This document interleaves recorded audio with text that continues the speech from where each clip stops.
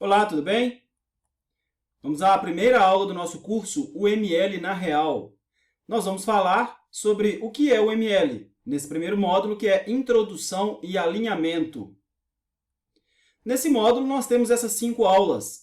Nós temos essa que a gente vai assistir agora, que é o que é o ML, onde muito rapidamente a gente fala sobre o ML, a aplicabilidade e alguns detalhes a mais, de uma maneira bem breve. Na segunda aula, nós falaremos sobre comunicar ou documentar.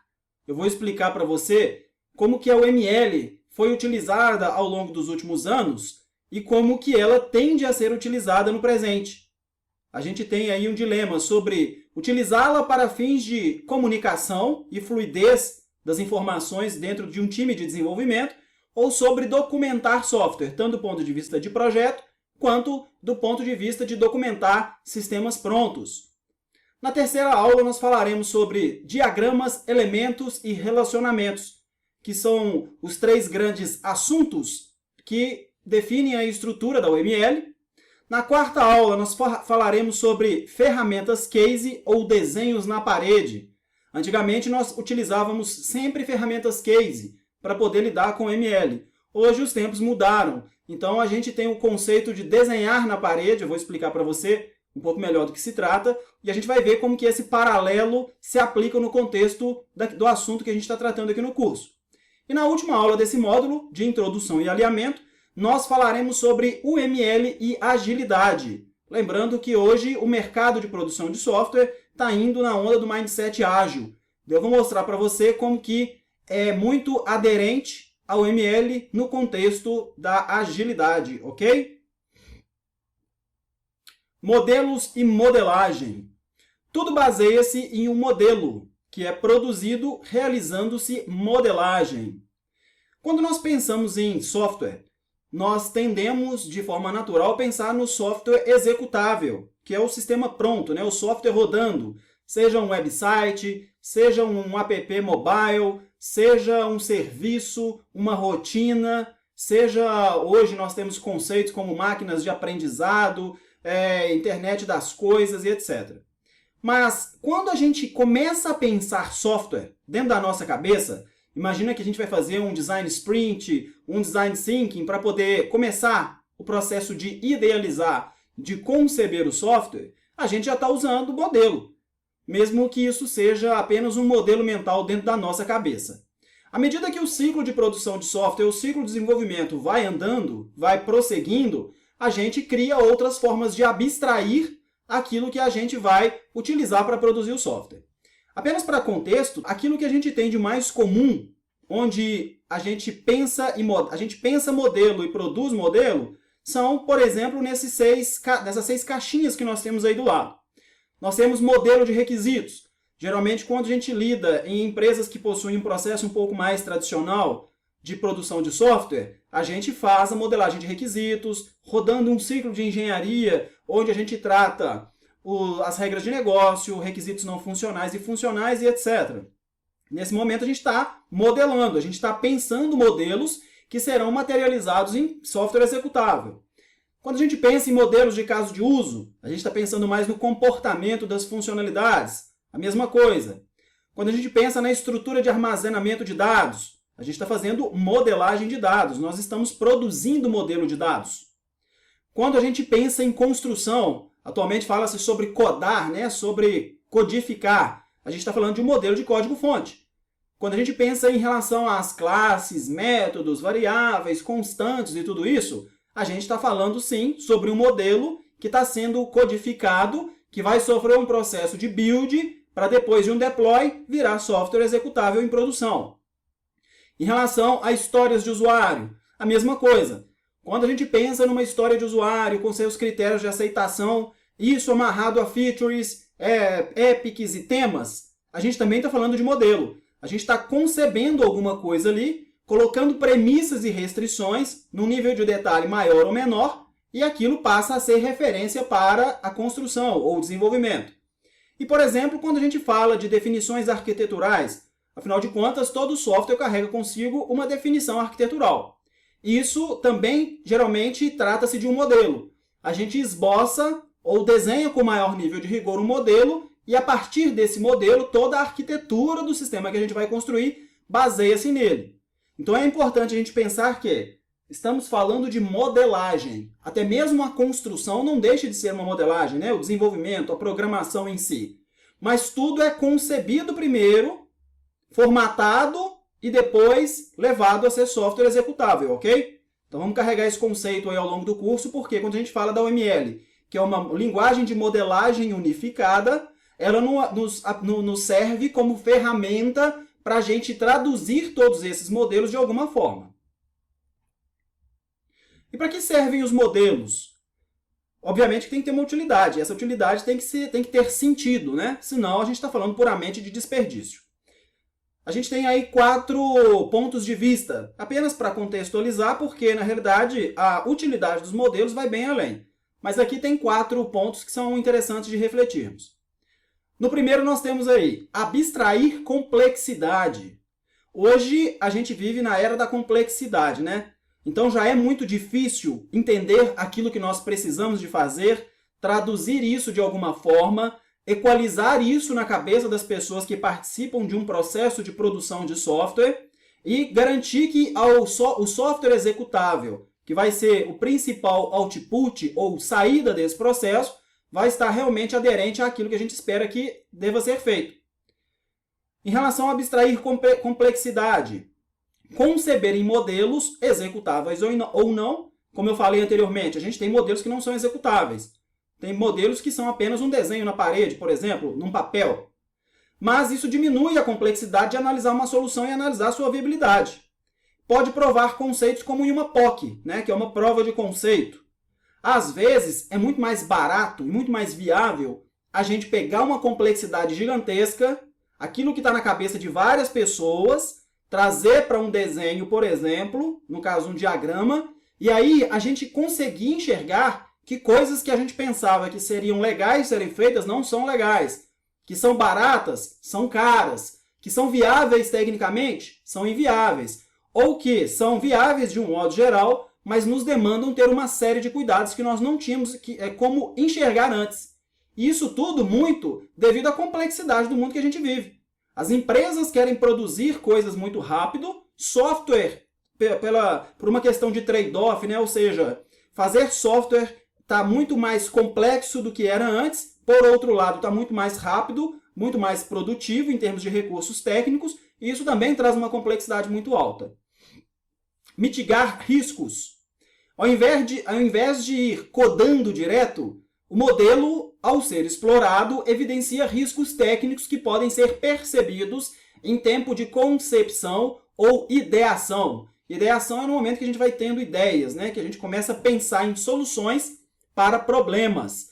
E muitos desses riscos, se a gente vai direto para a construção, a gente só vai ficar sabendo quando isso for para a produção e apresentar uma série de dependências que nós não tínhamos mapeado, ou apresentar um overhead, uma necessidade alta de processamento, que a gente só vai saber a hora que a gente vê isso sendo derrubado em produção e o nosso serviço, o nosso software se mostrando mais pesado do que a gente pensava. Então, muitos riscos que a gente tem do ponto de vista de utilização do software quando ele ficar pronto, a depender da abstração que a gente faz em relação ao uso de modelos, a gente já consegue perceber antes. Mesmo que eles vão ser calculados e aceitos, a gente consegue clarear melhor isso para não deixar todo o sofrimento ficar para o final, quando o software vai para a produção.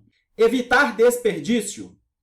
Antes de se investir esforço significativo na construção diretamente, que é aquilo que eu falei, né, sobre ir programando direto ou codando, como dizem atualmente, ao identificar inviabilidade técnica ou ajustes na solução em tempo de modelagem, evita-se refatorar sem critério. Refatorar é o que a gente chama de refactoring, que é uma técnica que a gente utiliza para poder revisitar a estrutura e o código da aplicação e fazer melhorias.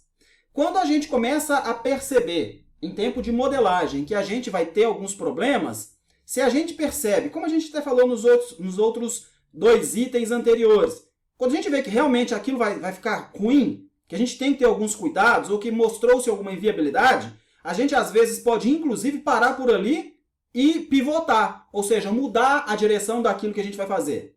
Só que se a gente não percebe isso e vai até o final, a gente vai ver ainda nesse módulo sobre o cone da incerteza, e eu vou explicar para você como que é ruim a gente tomar decisões escritas na pedra no início do processo de desenvolvimento. Quando a gente percebe essa oportunidade, a gente evita muito desperdício. E na nossa área de produção de software, desperdício é uma constante. Não tem uma empresa, eu acredito que até essas grandes empresas americanas, eu não vou citar o nome aqui, mas esses grandes portais de busca, empresas de vídeo on demand, com certeza elas também têm desperdício. Porque pensar software e traduzir isso para o software material, se a gente não tem alguns cuidados, realmente a gente vai fazer muita coisa que não seria necessário ser feita. E é fácil desmanchar.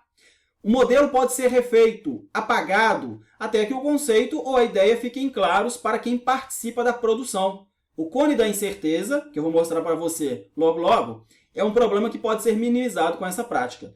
Então, sem dúvida alguma, que é muito mais fácil nós pegarmos um diagrama, seja numa folha de papel, numa ferramenta case, ou numa parede escrito com pincel atômico, e jogar no lixo, do que gastar horas e horas e horas, muito dinheiro, para produzir um software que, ao final das contas, mostra-se inviável. Quando eu falo software, não necessariamente todo um software, né? Mas partes dele.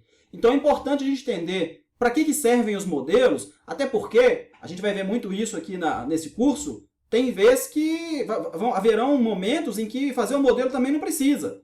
E às vezes fazer modelo demais é desperdício.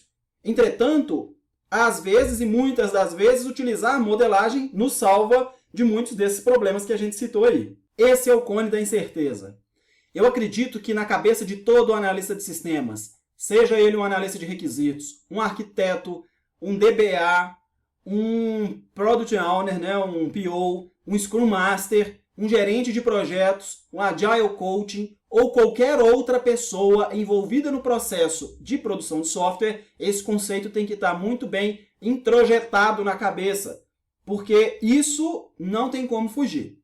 O cone da incerteza, se a gente observar aí nesse desenho, ele foi trazido por volta de 1994 por um pesquisador da Microsoft chamado Steve McConnell. Só que ele não foi o primeiro a trazer a problemática do cone da incerteza. Na minha opinião, foi ele quem trouxe publicidade para isso. Mas desde da produção dos sistemas operacionais de mainframe na IBM, que já percebia-se esse problema. Basicamente, o cone da incerteza nos diz o seguinte: quanto mais cedo nós estamos no processo de produção de software, menos nós enxergamos aquilo que realmente deve ser feito. Verifique aí nesse diagrama. Ele chama cone por conta dessa forma, né? O que ele quer dizer? Que no momento de concepção inicial, nós podemos ter uma variação de 4 vezes ou 0,25 vezes em relação à incerteza que nós temos nas estimativas de prazo, esforço e custo, né, naturalmente, e nas features, né, que é o escopo de fato daquilo que a gente vai produzir. Ou seja, a gente está começando a conceber, a gente está começando a entender aquilo que a gente precisa de fazer baseado num desejo, numa solicitação de alguém. Só que a gente sabe muito pouco. Então, a gente pode errar demais nesse momento. Entretanto, à medida que a gente vai avançando no ciclo de produção de software, quando a gente tem o software completo, por questões óbvias, nossa incerteza em relação a esforço, custo, escopo, funcionalidades e prazo, ela é quase nenhuma, porque a gente já fez aquilo que tinha que ser feito, não é mesmo? Mas isso é uma constante. Isso é como se fosse uma lei quando a gente fala de produção de software. Tanto quando a gente fala de métodos mais tradicionais, quando a gente fala sobre agilidade, o cone da incerteza é um problema que a gente não consegue fugir. Então, quando a gente pensa no uso de modelos e modelagem, a gente tem uma tranquilidade a mais para mitigar riscos pertinentes ao cone da incerteza. É como se nós tivéssemos uma ideia de fazer uma casa. Eu viro para você e falo, olha, eu quero uma casa, ela vai ter um andar num lote de 360 metros quadrados e vai ter janelas, vai ter portas, vai ter uma piscina e vai ter uma horta. Se você sair baseado apenas nisso que eu falei para construir a minha casa, qual é a probabilidade de você fazer uma casa que é diferente daquilo que realmente eu gostaria? Afinal de contas, são muitos detalhes, são muitas premissas, muitas restrições, e você ainda não sabe disso porque a gente está começando a conversar.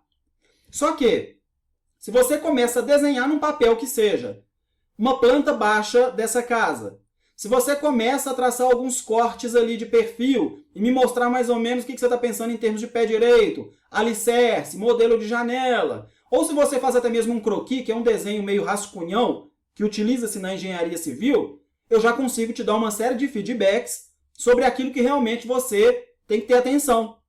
E aí o risco de errar, o desperdício, a complexidade, tudo isso vai sendo diminuído. O risco vai sendo mitigado, a complexidade vai sendo abstraída, a gente vai falando a mesma língua, então a tendência é que as coisas deem certo.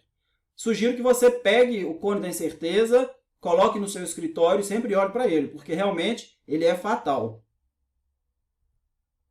Aqui é apenas uma descrição a respeito da OML. Eu vou ler um pouquinho só para fazer algumas pinceladas, o objetivo não é estressar texto, tá ok? Mas é bom para a gente ter um pouco de contexto. A OML, que é a linguagem de modelagem unificada, ou Unified Modeling Language, é uma linguagem padrão para a elaboração de estrutura de projetos de software. Isso é uma definição clássica, tá ok? A empregabilidade da OML, na minha opinião, mudou bastante nos últimos anos. Eu vou falar sobre isso.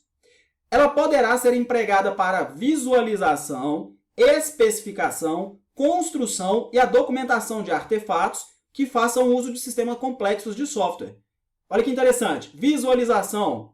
Anteriormente eu falei sobre um desenho de um croquis numa folha de caderno para um projeto de uma casa. Isso já é visualizar. É a gente começar a conseguir enxergar aquilo que realmente tem que ser feito, com o custo quase zero. E também para especificar. Existem clientes, por exemplo, o governo, geralmente eles têm uma metodologia um pouco mais tradicional de produção de software e eles pedem diagramas rigorosos que vão realmente espelhar aquilo que vai ser construído. E a construção e a documentação de artefatos, né? A gente vai ver que a gente tem N possibilidades nesse sentido. Em outras palavras, na área de engenharia de software, a OML é uma linguagem de modelagem. Fala-se linguagem porque a OML apresenta uma série de regras e premissas e restrições que a gente utiliza para fazer os diagramas. O objetivo disso, quando a gente fala de uma linguagem de notação, é que a gente tenha uma notação específica e todo mundo que for fazer qualquer desenho, pense assim, a grosso modo, vai usar das mesmas regrinhas para fazer desenhos que seguem uma mesma abordagem, facilitando o entendimento. É diferente de uma pessoa fazer um texto em inglês, a outra em francês, a outra em mandarim. É como se estabelecêssemos uma linguagem ou uma sintaxe padrão que todos falem a mesma língua. E que permite representar um sistema de forma padronizada, que é isso que eu acabei de falar. Ela é adequada para modelagem de sistemas, cuja abrangência poderá incluir desde sistemas de informação corporativos a serem distribuídos a aplicações web baseadas na web até sistemas complexos de tempo real. O que quer dizer? Qualquer tipo de sistema pode ser representado através da OML. Não só, como eu falei anteriormente, nós temos a opção de app mobile, de aplicativos web, cliente-servidor, de serviços. Temos também a opção de tratar coisas envolvendo redes, infraestrutura, cloud, dentre outras 1000 possibilidades no campo da TI. É uma linguagem muito expressiva, abrangendo todas as visões necessárias ao desenvolvimento e implantação desses sistemas. Quando fala abrangendo todas as visões necessárias, é mais ou menos isso que eu acabei de falar. A gente tem opções de diagrama para qualquer etapa do ciclo de desenvolvimento e para qualquer contexto da produção de software ou mesmo de infraestrutura no contexto da TI. A OML atualmente está na sua versão 2.5.1. A entidade mantenedora é a OMG, que é o Object Management Group. Aí a gente tem o site, caso você queira consultar. A especificação formal e completa está nesse PDF que está no final desse endpoint ou desse URL. Mas, francamente, o objetivo de nós entendermos a história da OML, o contexto da OML, o órgão mantenedor e toda a sua especificação, ele é mais de caráter informativo. A gente vai ver ainda nesse módulo, nós vamos ter uma aula que a gente vai falar sobre isso. O objetivo é a gente usar apenas o necessário. Então é importante nos contextualizarmos com relação à estrutura atual, os recursos que são oferecidos pela linguagem de notação, mas tem muito bom senso para usar, porque senão a gente faz aquilo que é pegar um canhão para matar um mosquito, não é mesmo? Se a gente observar nesse desenho, também apenas para fins de contextualização, a gente tem um esforço começando lá em 1987, com diagramas de estado ou gráficos de estado. Aí a gente passou por um momento na engenharia de software que era a proliferação de metodologias. Antes da década de 90, cada empresa meio que trabalhava à sua maneira. Nós tínhamos algumas coisas padronizadas, mas era muito pouco. Tanto é que, de fato, os sistemas de interface gráfica vieram na década de 80, considerando expansão fora dos contextos militar e de grandes corporações. E aí, à medida que produzir software foi virando uma tarefa relativamente comum, as empresas começaram a buscar formas de pensar a produção de software de maneira igual, para ter economia de escala. Ou seja, se você tem 100 profissionais, cada um pensando de um jeito, isso traz uma complexidade que beira ao caos. Quando nós temos várias pessoas pensando de forma comum, isso faz com que nós tenhamos maior eficiência. E isso é o que a gente chama de economia de escala, de uma maneira bem breve. Quando a gente foi para 1995, no meio da década de 90, lá nós tivemos o Visual Basic, que ganhou grande espaço, o Delphi, o Java começou a surgir, e junto com essas tecnologias, com o cliente-servidor, com a web em 1994 chegando e começando a se proliferar, principalmente nos Estados Unidos, a gente teve também o começo da UML, né? A gente começou a profissionalizar, quando eu falo mercado de software de modo geral, começou a profissionalizar ainda mais esse assunto de metodologia, de método, de técnica. E a partir de 1997, a gente, em termos de mercado também, começou a fazer da UML algo um pouco mais profissional. Então criou-se a OMG, que é a Object Management Group, que é um consórcio patrocinado por grandes empresas, Microsoft, Oracle, Adobe, dentre outras tantas. E aí começou-se a tratar o ML como uma linguagem de modelagem unificada, de maneira mundial, ou seja, abrangendo todo o mundo, para que as pessoas falassem uma mesma língua. Nesse momento também estava vindo muito daquilo que a gente chama de globalização. Então era necessário empresas fazerem interface, comunicarem com empresas. E aí, imagina que você era um engenheiro de software de uma empresa na China e precisava de falar. Tinha uma equipe, por exemplo, que tinha engenheiros na Índia e engenheiros nos Estados Unidos. A UML, nesse momento, veio como uma espécie de tradução para que a gente tivesse eficiência nessa comunicação constante. Quando a gente partiu para os anos 2000, o mercado começou a avançar um pouco no uso de UML. A gente vai ver mais sobre isso ainda nesse módulo. Eu vou mostrar o que isso gerou de problema e de oportunidade. Mas, em 2008, a gente teve a versão 2.2 da UML, que é muito próxima dessa 2.5.1 que a gente tem. O objetivo aqui, tá? Não é fazer um estudo histórico. Se você quiser saber mais, fique à vontade no grupo dos alunos do Facebook, que eu posso falar muito sobre isso. O objetivo é só mostrar, em um contexto geral, que tudo começou com uma necessidade de falar uma mesma língua. A globalização e o desenvolvimento de software em larga escala começou a trazer essa necessidade, e aí a UML saiu como uma das melhores, ou praticamente a única opção de modelagem que todas as empresas estavam utilizando. Até porque quem patrocinou a UML foram as principais empresas de desenvolvimento de software. Aqui a gente tem um desenho. Esse desenho é um desenho bem comum na internet, e ele nos mostra como que é dividido dentro da UML a estrutura com relação aos tipos de diagrama. Se a gente observar, isso é um diagrama de classes, tá? Até para ficar claro, a própria UML utiliza diagramas dela própria para exemplificar coisas dela mesma. Se nós observarmos, nós temos dois grandes grupos. Diagramas estruturais, que é o grupo da esquerda, e diagramas comportamentais, que é os diagramas da direita.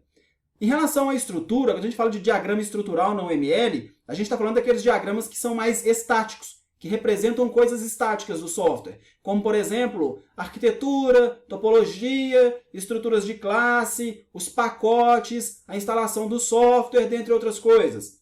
Quando a gente pensa nos diagramas comportamentais, nós estamos falando naquilo que é mais dinâmico, que tem algum movimento, que fala, por exemplo, do comportamento das funcionalidades, do comportamento de componentes interagindo entre eles.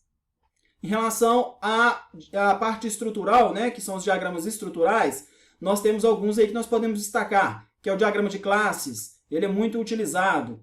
Nós temos o diagrama de pacotes. Esse diagrama de pacotes ele é muito utilizado para quando a gente vai mostrar como que um software fica distribuído em relação à cloud, onde ficam APIs, onde ficam os bancos, o que tem local. A gente vai ver um pouco disso quando falarmos desse diagrama no curso. A gente fala sobre o diagrama de estrutura composta, é um diagrama também que a gente utiliza um pouco. Fala sobre o diagrama de deployment, que é o diagrama de instalação. Isso é muito recomendado quando a gente entrega software para a infraestrutura, para todos saberem como que aquele software foi instalado, onde estão seus executáveis, suas DLLs, seus web services e etc. Quando a gente fala de comportamento, a gente tem o diagrama de casos de uso, que é um dos principais em relação à modelagem comportamental. Hoje, o diagrama de casos de uso não é adotado em tão larga escala quanto já foi, principalmente porque hoje muitas empresas usam o conceito de histórias de usuário, mas ainda, pelo menos em termos de diagrama, ele é super útil. A gente tem o diagrama de atividades. O diagrama de atividades é um diagrama espetacular, simples, objetivo, e que nos dá uma visão de fluxo, principalmente do ponto de vista conceitual, que poucos diagramas nos dão. Tem o diagrama de máquina de estados. Esse diagrama ele é muito utilizado também. É um diagrama que mostra, por exemplo, como que uma determinada interface gráfica pode assumir N comportamentos diferentes ou assumir estados diferentes. E temos alguns diagramas lá embaixo, onde eu destaco aí o diagrama de sequência, que é um diagrama que mostra a interação entre objetos. Nesse momento a gente está falando de objetos, mas é estrutura das classes e como que seus métodos trocam parâmetros, retorno, loop e uma série de outras coisas. A gente vai falar muito sobre esse diagrama aqui também. Aqui é só para você ter uma noção de como que é a estrutura da UML, lembrando que durante o curso a gente vai abordar vários desses diagramas num detalhe menor. E, basicamente, um dos 3 objetivos, na minha opinião, eu coloquei aqui de maneira didática, tá? Com relação a usar o ML ou qualquer outra forma padrão de se expressar, mas nesse curso a gente aborda mais o ML, dentre esses 3 objetivos, o primeiro é equalizar a visão sobre o que tem que ser feito. Equalizar significa, nesse contexto, todo mundo entender uma mesma coisa. Quando eu sou de uma mesma equipe que você. Se eu entendo aquilo que tem que ser feito, da mesma forma que você entende, e nós temos que trabalhar juntos, a probabilidade de pensarmos diferente, fazermos diferente no final, isso não encaixar, diminui bastante. Diminuir o gap semântico. O gap semântico é mais ou menos isso que eu acabei de falar com relação a eu entendo uma coisa, você entende outra. Do ponto de vista de semântica, de significado, a gente está distante. A gente precisa de fazer uma calibração. A partir do uso de modelos, e modelos com uma notação que eu e você entendemos, novamente, a tendência ou a probabilidade de dar errado diminui bastante. E padronizar para todos falarem a mesma língua.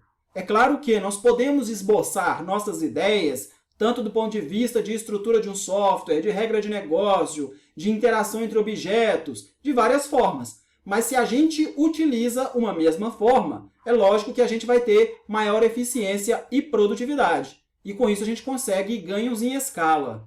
A gente não vai esgotar esses insights aqui nessa aula. Ao longo do curso a gente vai falar muito mais sobre isso, mas de qualquer forma, fique à vontade na área de suporte do nosso ensino à distância fazer perguntas nesse contexto. Vamos agora fazer um quiz com perguntas e respostas sobre o conteúdo dessa aula. Muito obrigado por estar conosco e vamos em frente!